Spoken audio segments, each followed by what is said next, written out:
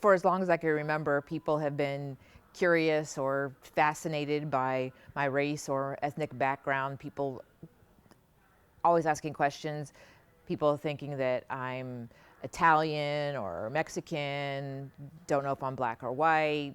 So for everyone wondering, I'm black. It's often interesting to see the reactions I get when I tell people that I'm black, whether the person asking is black or white. A man had asked me what race I was, and I said I was black, and he looked at me like to console me and said, "Well, that's okay," as if being black were something that were bad.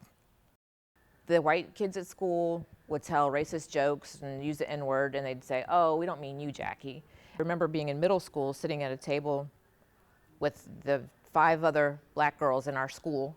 They were making racial jokes, putting black people down. And I said, it's not okay for white people to put us down, it's not okay for us to put us down. Then I become not black enough. I learned at a very young age that you become friends with good people, whether they are black or white.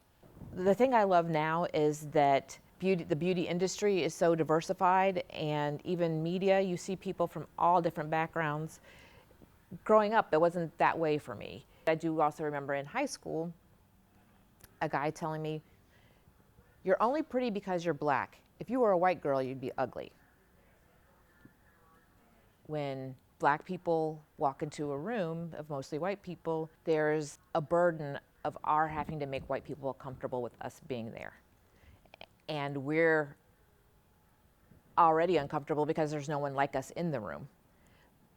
There's no one like us in the room, and then we have to make you feel good about us being in the room.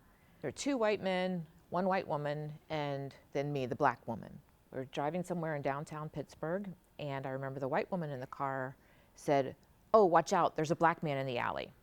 It was a black man walking from one spot to another.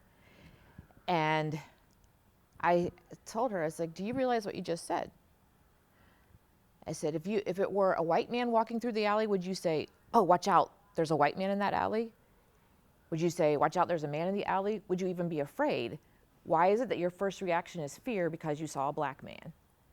We all have different experiences, and if we're ever going to move forward and if we're ever going to heal, we've got to listen. We've got to sit and we've got to listen, and not listen to present your argument next, but listen to say, maybe there's a different way I should be looking at this.